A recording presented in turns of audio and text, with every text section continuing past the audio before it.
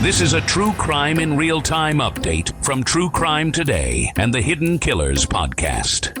I'm Tony Brueski, and today we take you to the courtroom where Richard Allen sits, facing 4 counts of murder in connection with the tragic deaths of Abby Williams and Libby German, whose lives were cut short near the Monon High Bridge in February 2017. As jurors watch the video of Allen's police interview for the first time, we're left to wonder, could this be the moment where a police investigation spirals into a desperate attempt to pin the crime on a suspect rather than seeking the actual killer? On the surface, Allen appears calm and cooperative at the start of the hour-long interrogation. But as the questioning intensifies, something shifts in the room. The seasoned investigators, Steve Mullen and Tony Liggett, are probing for details, unearthing the events of that fateful day, details that are already murky at best. Why did it take more than 5 years to bring Allen to justice? And more disturbingly, what might have been happening behind the scenes as the police struggled to find definitive evidence to solve a crime that haunted their small town? With every question, the investigators seem to tighten the noose around Allen, who just moments ago was a mere witness claiming to want to help. But as the interview progresses, he starts to feel the weight of their suspicions. "Sounds like I'm going to be somebody's fall guy," he says, hinting at an unsettling realization that the police may not be interested in clearing his name, but rather in crafting a narrative that supports their own investigation. The psychological complexities of this case raise critical questions. What motivates law enforcement to pursue a suspect so tenaciously?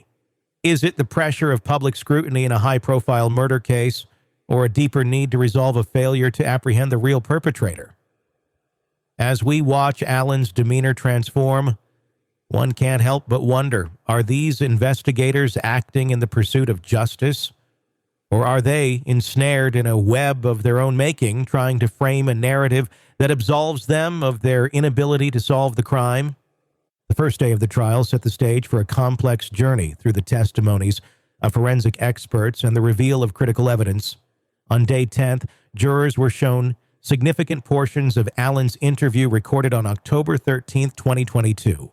The video is a window into his mind, displaying the early confidence that crumbles into self-defense as the interrogation unfolds.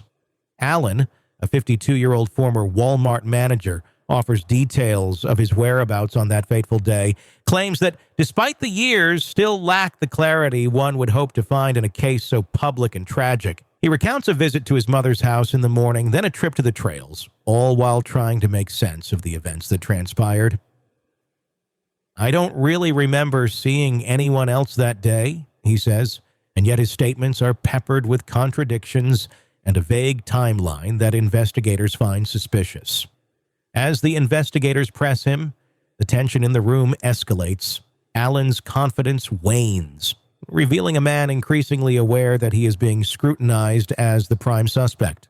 The prosecution has stated that a cartridge found at the scene was cycled through a Sig Sauer P226 owned by Allen. Yet, as experts testify, no DNA evidence directly ties him to the crime scene. One forensic scientist states emphatically, no evidence at the scene tied Allen or any other individual to the murders, leaving the jury in a whirlwind of doubt and uncertainty.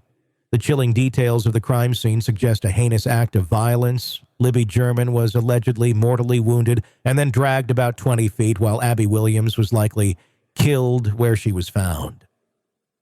As the questioning turns from casual conversation to pointed accusations, Allen becomes visibly uneasy. "I know I wasn't out there that late," he insists, his earlier calmness now replaced with a palpable tension.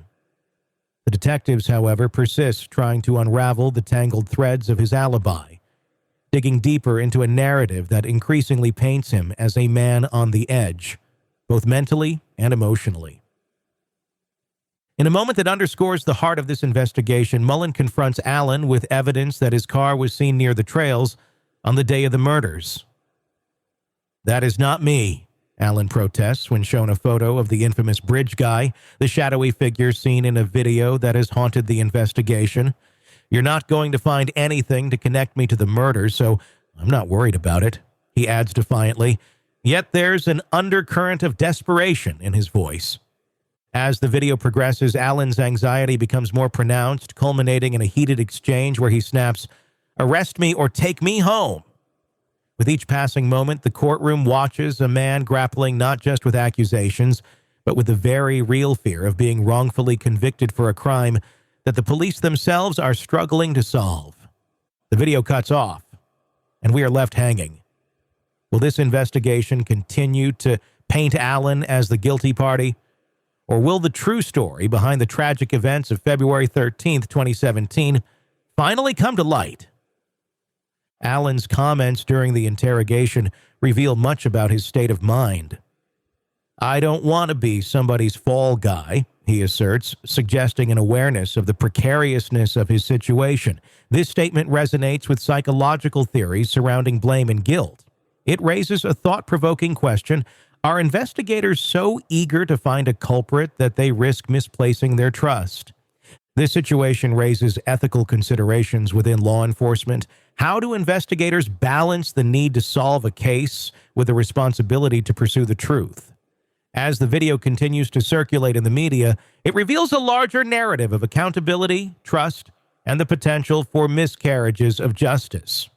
Moreover, the lack of direct physical evidence linking Allen to the murders creates a psychological paradox. The absence of tangible proof, such as DNA or fingerprints at the scene, should theoretically weaken the prosecution's case. However, the circumstantial evidence, Allen's presence in the area, his gun ownership, and his contentious police interview, paints a more complex picture. This interplay between evidence and perception becomes crucial as jurors navigate their understanding of guilt and innocence. Ultimately, the Delphi murders trial serves as a stark reminder of the fragility of the justice system. It calls into question the motivations of those involved, investigators, jurors, and the accused, and challenges us to consider the unseen forces at play. Are we witnessing a pursuit of justice or merely a reflection of a system struggling to reconcile its failures? As the trial continues, the questions remain: what truth will emerge from this tangled web of narratives, and how will it shape the lives of those caught in its grip?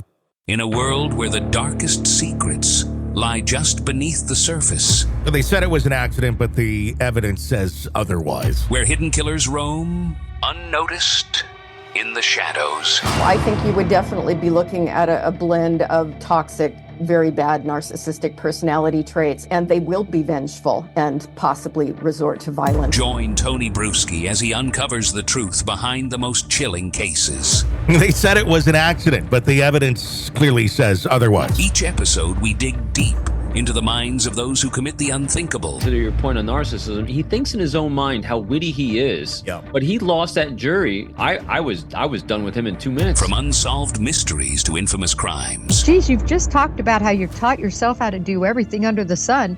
I bet you did a YouTube video, how to best kill somebody with a knife. Hidden Killers with Tony Brueski takes you where few dare to go. How does someone with such a dark secret go unnoticed for so long? With multiple new episodes every single day. We're not just telling stories, we're seeking justice. Listen now on Apple Podcasts or wherever you get your podcasts. Just search for Hidden Killers with Tony Brueski.